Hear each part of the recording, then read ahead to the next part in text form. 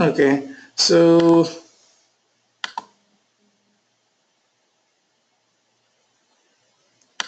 what we're discussing is like we kind of know, we finished with threads concept. So collections we need to start discussing. In the as part of that we will cover generics, auto boxing, sorting, wrapper classes and collections piece as well. And in string objects concept, right, I haven't mentioned about string buffer and string builder, right? So the main difference, right, string buffer, string builder, string is a string is an immutable object. String is immutable object, right? String is an immutable object, which means you cannot modify. As and when you try to assign a new variable, new object will be created. But string buffer and string builder are not are mutable, so which means you can modify. They won't mutable objects, they won't create a new object. Okay, they don't create a new object. Okay, string buffer, string builder are mutable objects. Okay, but what is the difference between string buffer and string builder? String buffer is sorry buffer is synchronized by default. String builder is not synchronized. So when do you need to go for string builder and string buffer? Simple, remember? Let me.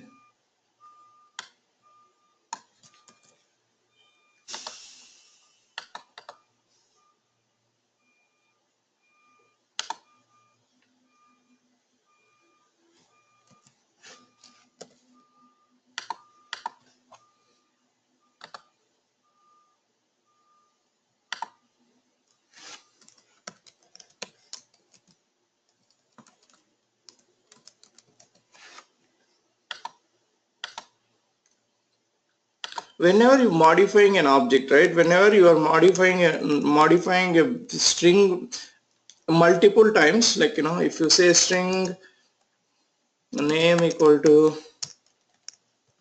C1, okay. If it is not going to modify and if it's not going to change in the process of your execution of your business logic or your application, you don't need, you can simply go for string.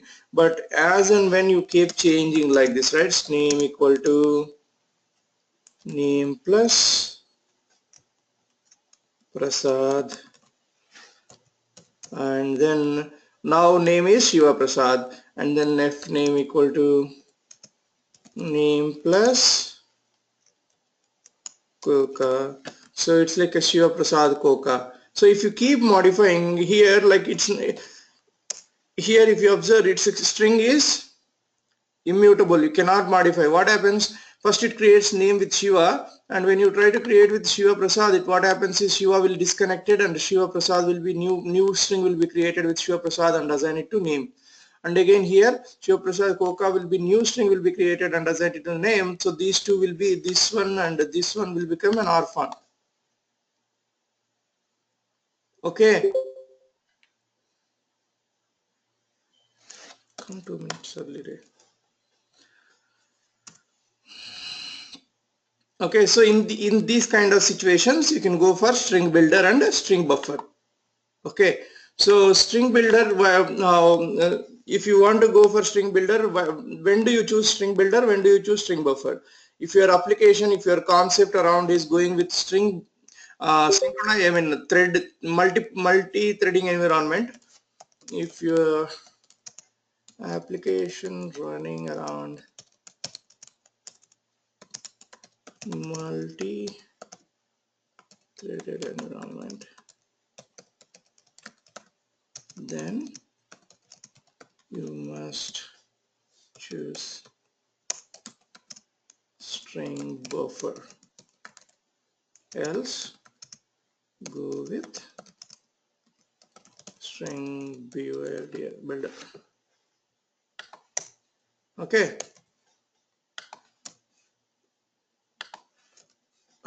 so what I'm trying to say is, like, let's say string name equal to, sorry, string builder name equal to new string builder, and you can pass name here Shiva, and then if you want to change the name again, some name one,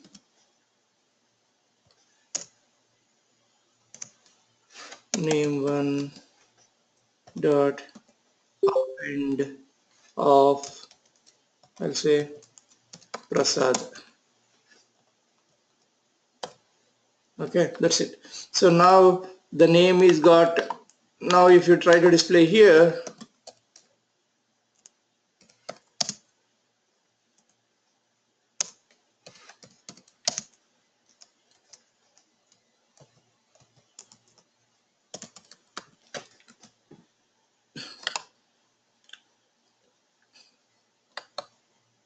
same thing happened.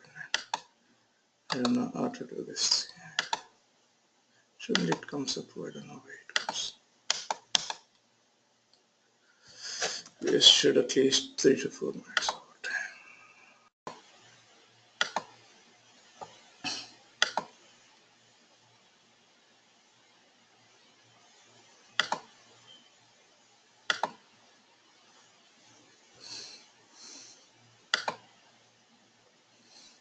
If we run this program,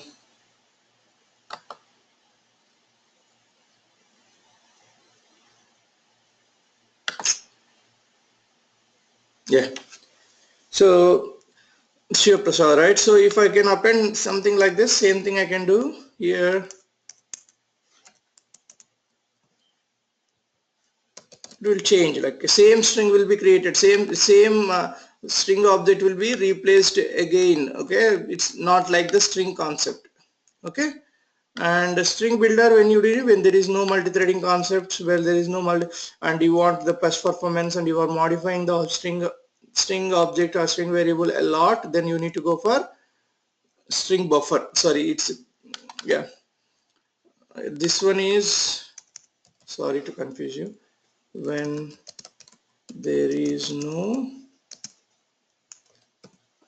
multi-threaded scenarios. Okay, here same thing, all you need to change is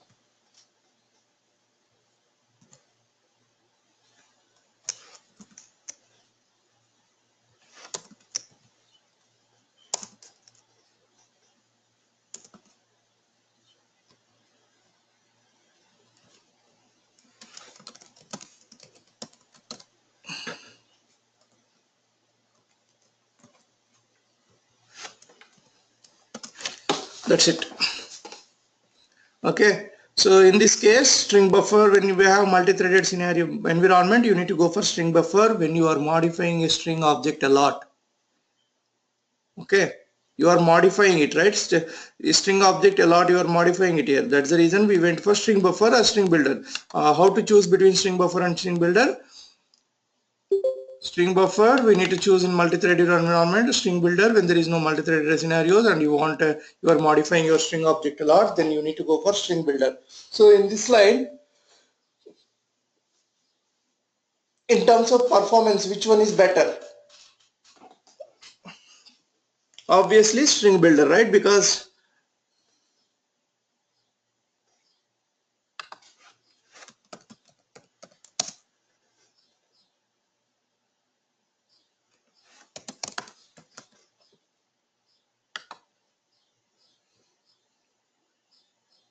okay, so I hope you guys understand, but see, first time what we did, name equal to Shiva, right? Then what you did, name plus Shiva. Ideally what it's supposed to have, name equal to name plus Shiva, in the sense this one should be updated to Shiva Prasad, right? Instead of that, what happens, string is immutable, this object cannot be modified. It will create another string Shiva Prasad, and again you change your name equal to Shiva Prasad Koka. So here it is disconnected. So these two objects are staying there like that until garbage collector get called, or until you explicitly remove until garbage collector get called, or you shut down the program. Right? The string object keep creating each time when you modify the name. Okay. But in terms of string builder or string buffer, what happens is you created Shiva name equal to string buffer or string builder, and when you modify this string object append, when you use append, right, it will add in the same string. It doesn't create like this new strings. Okay, that is the main difference. Okay, and each one give you like a lot of functionalities. Go back and look, like if you look at here, there is more functions around.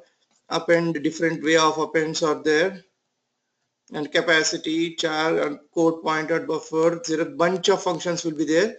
Just if you click on that, you can see all the what the function will do, what you will get, what is the benefit of using that function, whether if it fits for you, you can use that function. These are all built-in functions that has been provided by Java. Okay, nice. That's it. I thought I forgot, so covering it. There are two things we need to discuss here. Wrapper concepts. How do you convert primitive to data types? Okay, primitive to data types. What do you mean? What I mean is,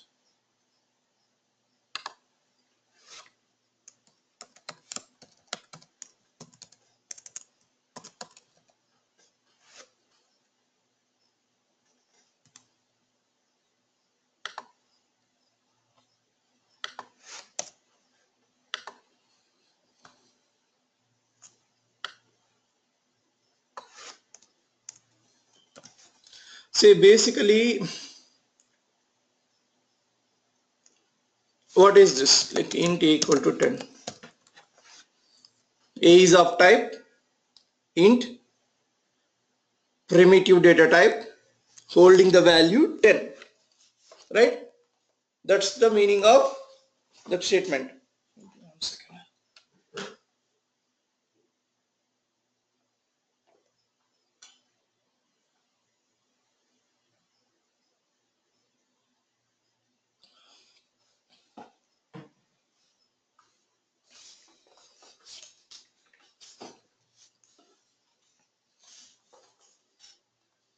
Right? Then how do I convert this into an object? Okay, basically, why do in the earlier this concept came into picture? Because the collections that we're going to discuss, the collection family doesn't hold any primitive types. Collection family is not capable of holding primitive types. It always looks for objects. So collection family doesn't allow primitive data types to hold, like array list, hash set, tree set, vector, linked list, hash map, tree map, hash table, sorted tree set, sorted tree map. All these collection family, if you want to keep any elements in this collection, they always look for an object. So if you want to keep integers, like if you want to keep this like int or float or double or boolean or char, byte, then it's a challenging, right? It doesn't allow accept, but these are the main primitive data types that we have. There should be some middle way that to accept these. So one way is they come up with a wrapper classes concept where you can convert your primitive types to objects and objects to primitive types as and when you want. So wrapper classes helps you to convert primitive to objects and objects to primitive data types. Okay, let's take this guy first. How do I convert this one into primitive class? So there is a classes corresponding, like for each and every primitive class, primitive value, there is a corresponding wrapper class available. Okay, for int, let's say, let me write what is that. For int, corresponding is integer class is there. Okay, for boolean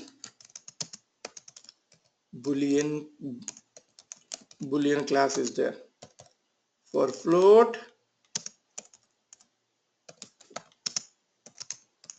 a float object is there.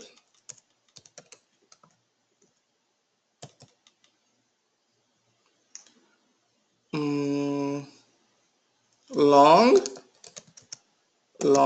wrapper class is there. Okay, so for each and every primitive value that you have, corresponding wrapper ability will be there. So let me show you.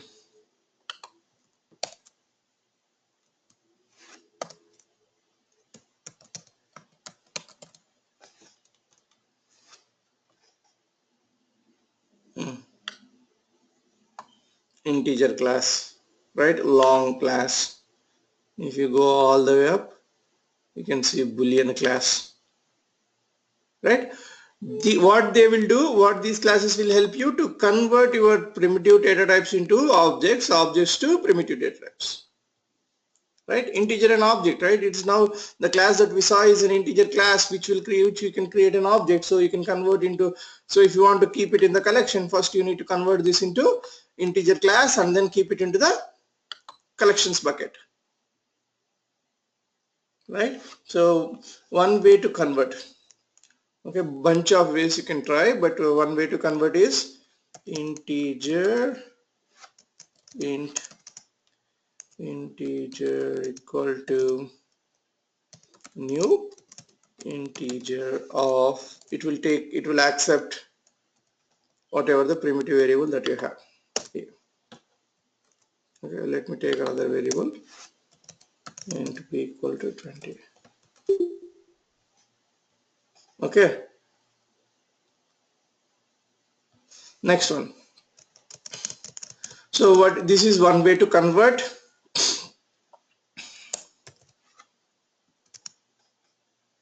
One way to convert into integer object. Okay, our second way is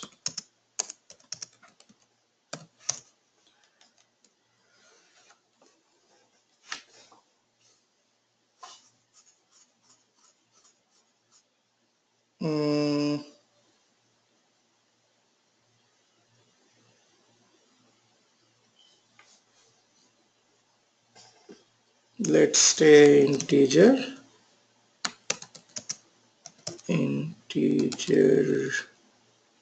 1 equal to new integer, and then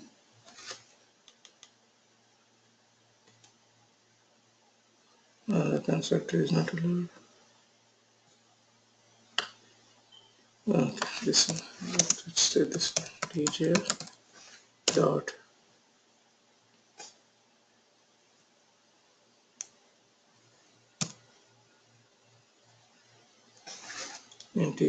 value of b, something. So this is value of is what kind of method it is. It's a static method because you are able to access with the class name. Okay, so this is one way to convert into integer object. Other way is integer 1 equal to, you getting my point? So now your primitive variable is converted into integer object. This integer object is holding your value of a, and now you can keep this one into collection family. So these are the two ways that you can convert into an object, right? So what are the, so I'm just explaining for in the case of integer concept, but you can do it for each and every primitive data type that you have. Okay, so next thing is, how do you want to convert back to, like, if you have an integer object with you, how do you convert into primitive data type? Converting integer object to primitive data type.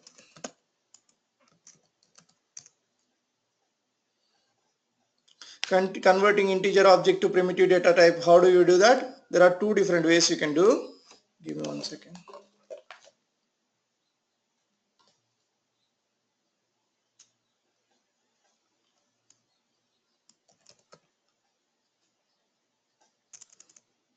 Int x equal to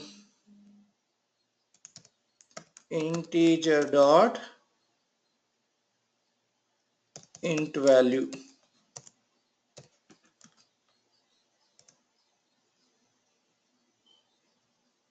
Converting integer object to primitive data type. So now you got this integer object. Now you are converting back to that a value to x. Whatever the value it is there, 10 is there, right? So now x is going to get value 10. Integer dot int value.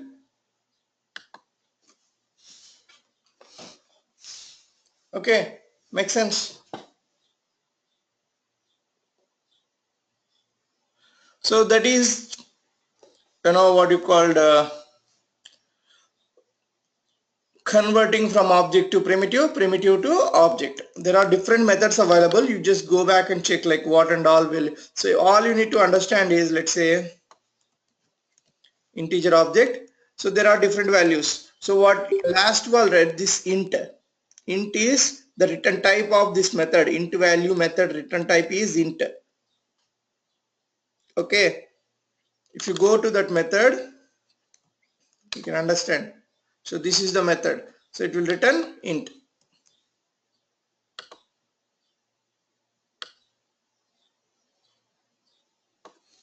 Okay.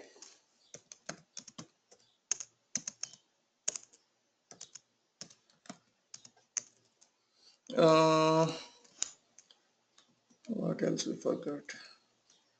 Yeah, now you understand how to convert from primitive data type of same type to the same type object and then convert back to the same type object, right? So how do you, so what if you want to convert from what you call integer object into double, integer object into double, or like integer object into string? Can we do that? Yes, that flexibility also there. So let's see how we do that. If we try to print, same value will be there.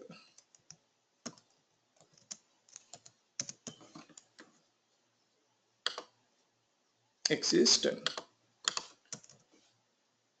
Okay, next one is converting from one data type to another data type object, right? So what I will do is convert from integer object to string, let's say. Okay, so now you want to convert this integer object into string. All you need to do is string y equal to integer dot to string. Let's display y.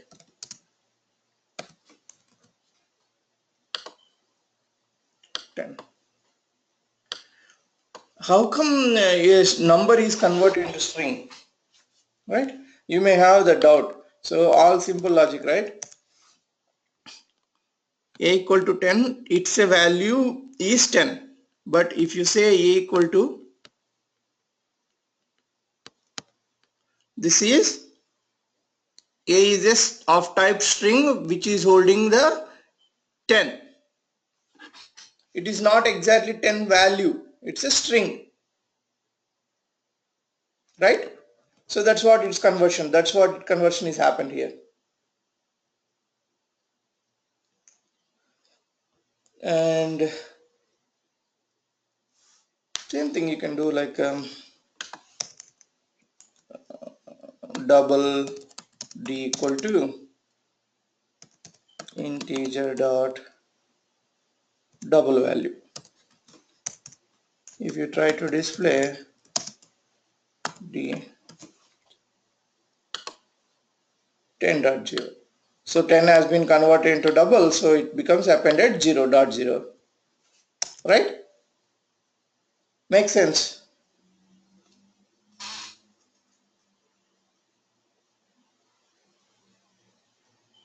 So let's try one weird example. Okay, now I have a string str1 equal to new string of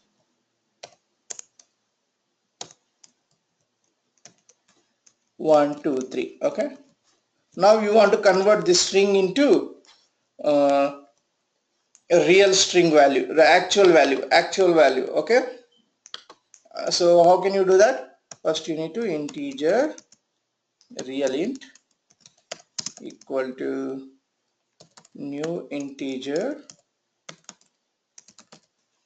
of real string, new integer of str1.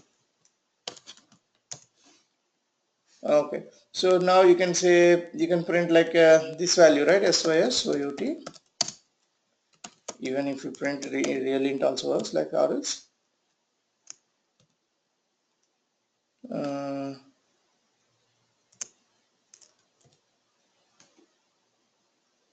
int value. Let's print this guy. So 1 2 3 normal string has been. But what if we try the same concept?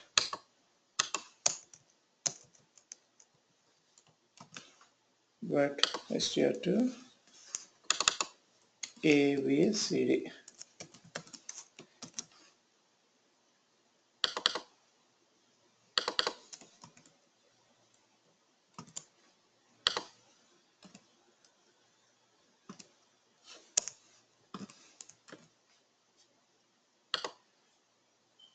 You got what? Number format exception. So as long as you try to convert a string which is holding numeric values, it will convert without any issues. But when you try to convert a string with the real characters and try to convert into a number, then it will give you, hey, I have a functionality to convert from string to integer. It doesn't mean that I will convert a characters into a number. I can convert a number string into a real string, number string into a real int, but I cannot able to convert your character string into real string. When you try to do this, I have to throw an error, number format exception. Make sense? So conversions you can do as different ways as you want between these three, but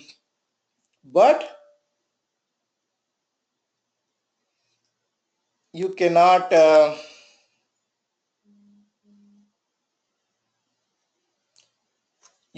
convert from string to an int. Okay, good. Okay, So let's take another example. So this is all about conversions. Okay, you go back and please practice. There are bunch of classes like I mentioned here. Just go back and try to convert whatever the weird thoughts that you get, try to put it there and try to see whether it is possible or not when you try to do this. Like when you try to convert double into a string or string to double, or what happens, and are we getting same number format exception or not? Are we getting different exceptions or not? Kind of, you can play around. Okay, so wrappers classes are done.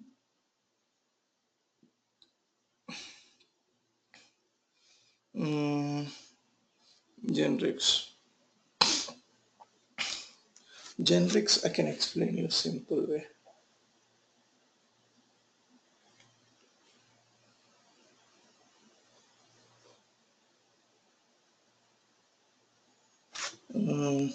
There are two things, generics. Okay,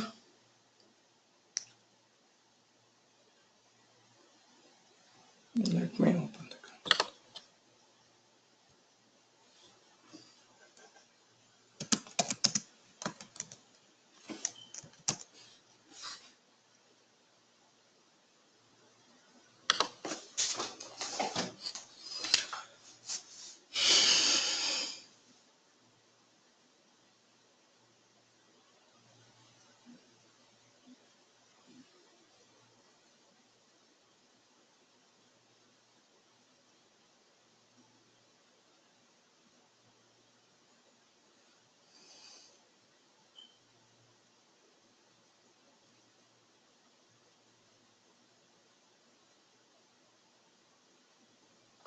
so as simple as this. What? So we all know, right? There are two types of errors, exceptions can happen. One is compile time exceptions. Another one is runtime exceptions. Okay, so if compile time exceptions happens, what happens? If compile time exception happens, what happens? If compile time exceptions happened, your program doesn't compile further. It doesn't create .class file. You need to fix there and then itself so that it can be runnable without compile time errors. But what happens if you get runtime exceptions? When you get runtime exceptions, you need to explicitly, at compile time you doesn't find that exception. You found that exception at runtime, which means your running program got affected, right? Let's say you build an application and you thought like everything is working fine, in compile time went fine.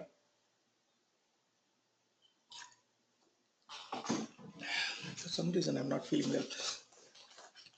So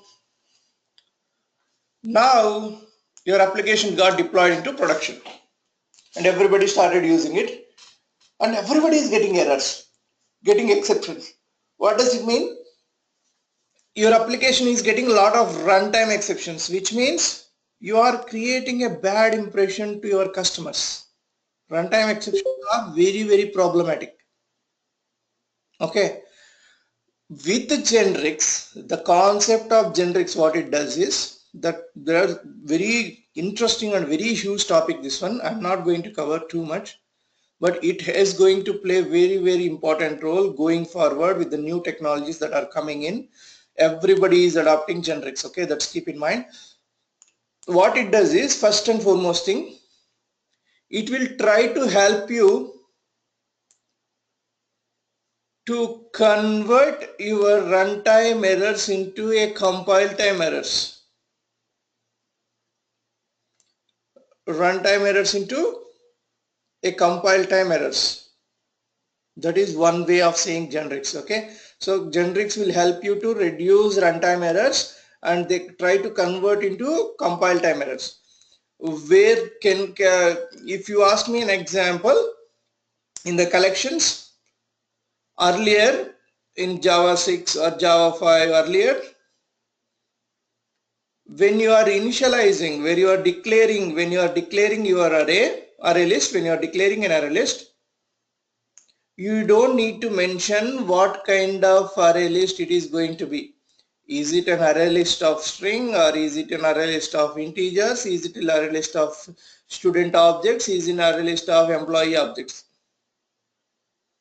Okay, we doesn't mention at all.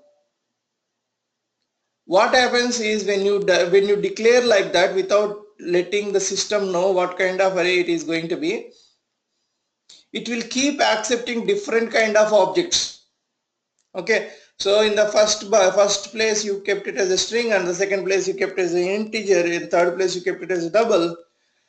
Insertion went fine into the array list, but when you try to extract the values from the array list, what happens is it couldn't understand like which value is there in which place, and that leads to a lot of runtime errors. Only when you're trying to extract the values that has been there in the array list without defining the data type, then when you try to extract those values, if you try to extract a string and if you try to assign it to an int variable, then you will get a compatible error, right? So in order to avoid that, what Genrics concept came into picture and said is like, when you are declaring an array list, when you are defining an array list, define with data type what kind of array list it is going to be. So with that, what happens, let's say I am defining an array list with a stripe string. What happens is when you try to insert int at compile time error itself, it will give you an error saying that, hey, you are trying to put an int into the array list of type date string. So you move that error in from runtime to compile time. So when we do an example, we will understand, but we haven't started a array list. So that is one main reason. Another reason is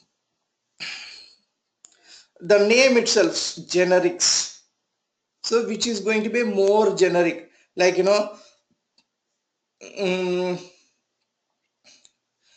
making an object generic, making a variable generic, okay, making your method generic, which means, let's say, making an object generic. What does it mean? It can accept any kind of variables. Making a variable, sorry, it can accept any kind of an object.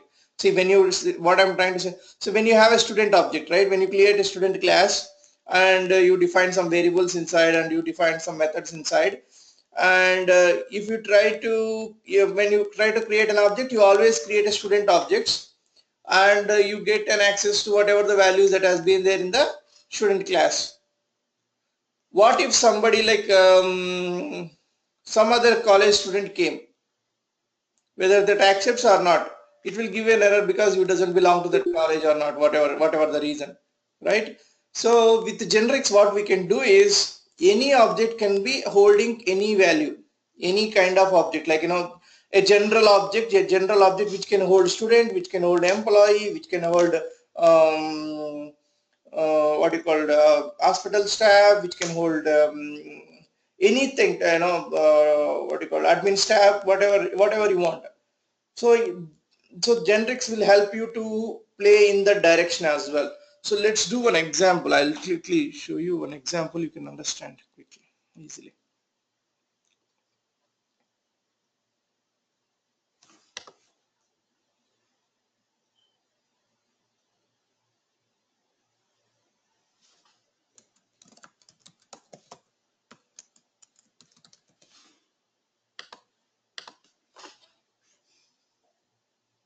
See, please be remember, this is like a crash course, not like a complete course, because we don't have that much luxury. So sometimes I'll skip certain topics, but I'll let you know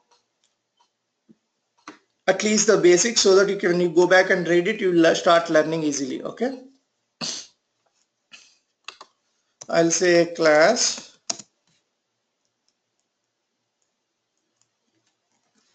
example, okay, something like that, and I'll have private int a, public int get a, setters and getters, nothing much, return a, public void set a, return sorry, initial this dot equal to, okay, somebody has to pass it, right? This is your simple example class, which is having a variable a and have a setters and getters. Okay, now what I'm going to do here is I'm going to create an example equal to new example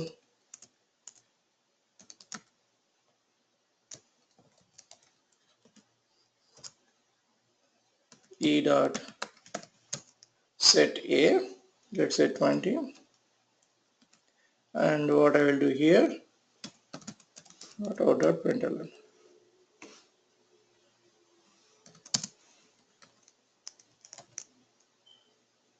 Here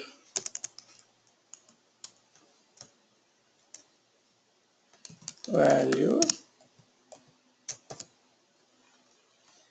e dot get a. Does anybody have any doubts in this? No, right? Because it's a plain class, but I haven't done any magic. So value is 20. Okay. So now I want to pass value is something like this. What happened? You got an error. So whenever I want to pass double, what is the option that I left with? I need to take same class, copy paste it, and example, I need to call it as example double and convert the variables to double and double.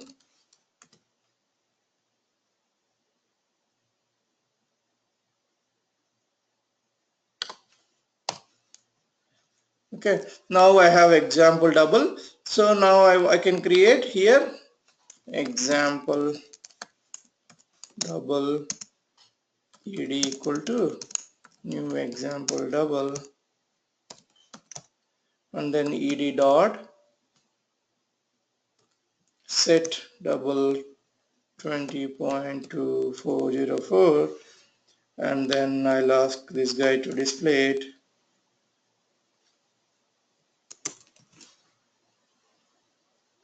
Ed dot get it, right? So now when I run this program, it worked. Now I want for string, and then I want for char, and I want for something student object. So you keep creating these classes, right?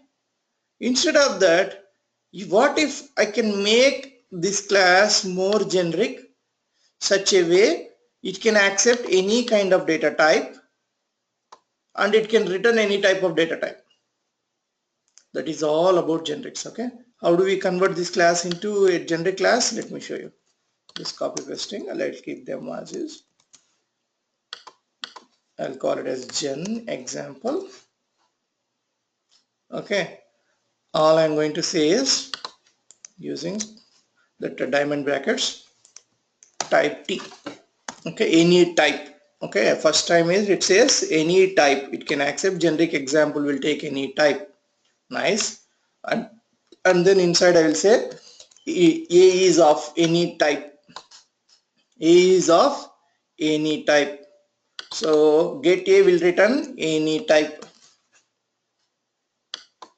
T, I'll show you T what is that, and set A will take any type. As simple as that. Now see this class here, come back here, what I will do, gen example G equal to new gen example. It's very nice, but you need to convey, as you are saying here, you are going to use it for some type. So you need to let them know at the ahead of a time what kind of generic example it is going to be. I'll say of type integer. Okay, this is going to be of type integer.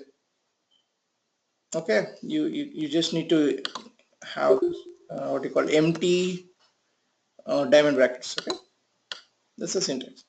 So now I'll say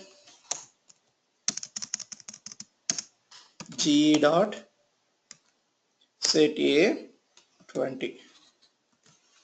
Okay, next one is, and I'll try to display this. So I'll say 50.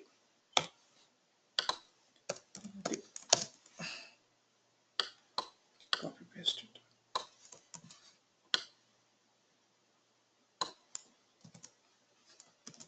Okay, so next piece is what I'm going to do is I'll just use the same class. I'm not using different class, right? I'm using the same class gen example, and I'm going to convey, this time I'm going to use double de equal to new generic example, sorry, gen example d dot set 20.02 and display this. So I use the same class. I use the same class to display different values. You see what I'm saying? So G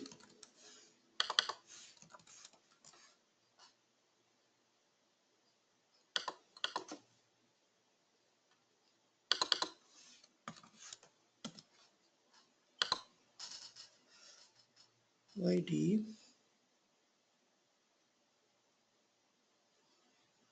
Oh, yeah. See, I use the same generic example class for passing the integer, passing the double. Earlier, what you used to do, you need to create explicitly for each and every one a separate class. Now I can do it for string as well, right? So let me copy paste, save some time.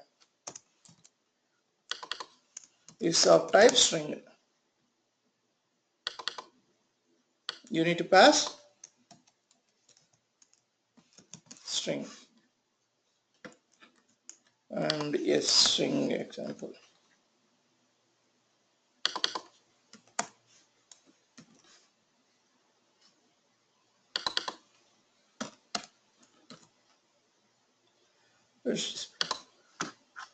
Now the value is, so what did you understand now? So you made this class more generic such a way it can accept any type. It can accept any type.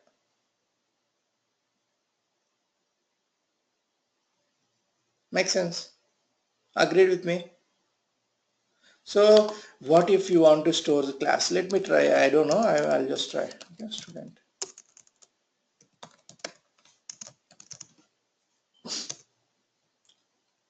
And I'll say string name 123 name Shiva or yeah.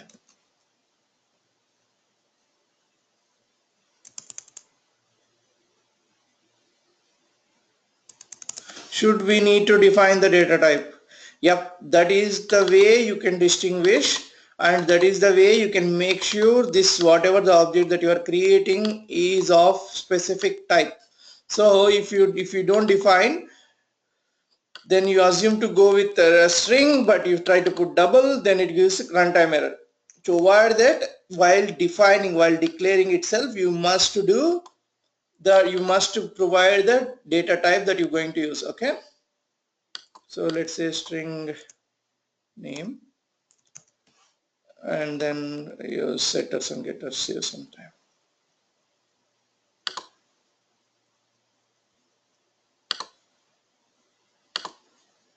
And then toString also will take. Okay,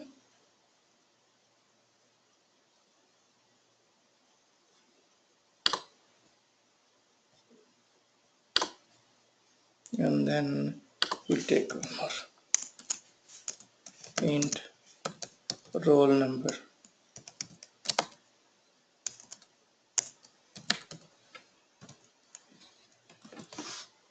And I need to generate status.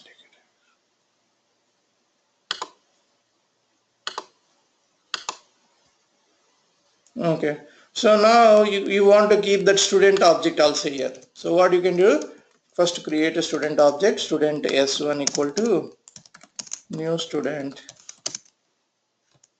okay, and s1 dot set name 1 2 Coca, s1 dot set roll number 1112. Then you want to create another student object, let's say s2 s2 s2 another.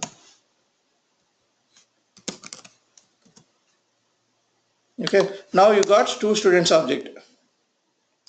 Now what you need to do, you want to keep these objects into generic gen example. How do you do that? Gen example of type student. Okay, gen example student equal to new gen example. You need to have the diamond objects. If this one is like in each version it is changing. In 8 you don't need to explicitly mention here. Actually, in 7 you need to, I think. And then ges dot set a is of, you can put s1, right? And you can do the same thing for another object, and you can keep a ges dot sys out.